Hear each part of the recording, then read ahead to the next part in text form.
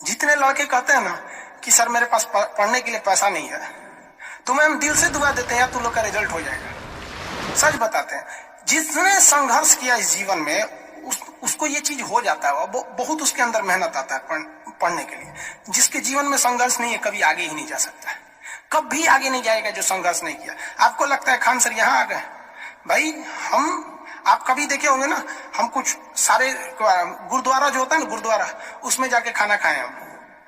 सोचो गुरुद्वारा में जाके खाना खाए, वो भी नहीं था मेरे पास।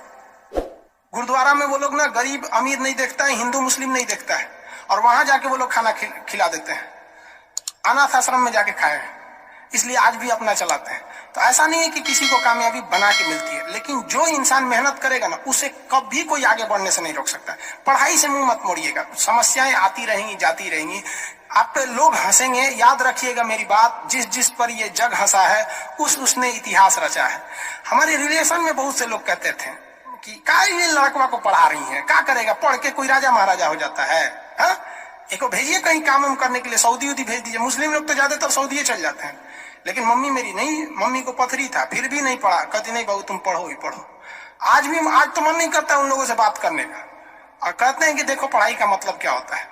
तो इसलिए हम आपको भी कहते हैं थोड़ी तकलीफ होगी बाबू, आप गरीब घर के होंगे, मेहनती घर के होंगे, थोड़ी तकलीफ होगी, शायद घर से पैसे कम आते होंगे, लॉकडाउन में और कम आते होंगे, तो आप घबराइएगा नहीं बाबू इससे।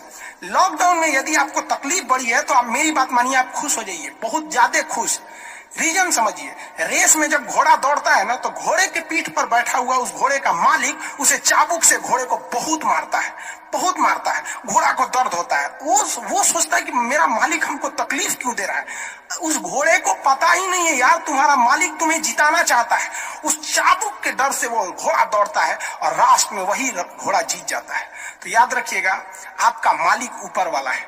अगर वो आपको बहुत तकलीफ दे रहा है ना तो आप उस तकलीफ से घबराइए मत, बल्कि खुश हो जाइए कि आपका मालिक आपको जिताना चाह रहा है। जिस घोड़े को चाबुक नहीं पड़ेगा वो कभी रेस नहीं जीत सकता है। तो जिस इंसान को कभी तकलीफ नहीं देगा भगवान, वो कभी आगे नहीं जा सकता है। वो पत्थर कभी नहीं पूजा जाएगा जिसे छीनी हथौड़ी से तराश कर एक मूर्त की मूर्ति न दी जाएगी यहाँ पर। तो आपके जीवन में अगर तकलीफ नहीं आती है तो आप आगे नहीं बढ़ेंगे। और जिन्हें तकलीफ आती है, गरीबी आती है, समस्याएं देखने को मिलती है, पड़ोसी हंसता है, याद रखिएगा एक दिन वही लोग आपका नाम इज्जत से लेंगे वहां पर। और फिर आप उन लोगों से, खैर आप माफ कर दीजिएगा, सबको माफ कर दीजिएगा, ये बहुत बड़ा अपने आप में बल है। सबसे बड़ा बल नाभिकीय बल होता है, सबसे बड़ा बल, और सबसे कमजोर बल गुरुत्वीय बल होता है। लेकिन हमारे हिसाब से सबसे बड़ा बल होता है कि जब आप गुनाह न किए हो और आपको सजा दिया जा रहा हो और फिर आप उसे माफ कर दें। कोई आपसे बिना वजह खफा हो जाए और आप उसे माफ कर दे, ये भाई सब दुनिया का सबसे बड़ा बल है। ये सबके पास नहीं होता है।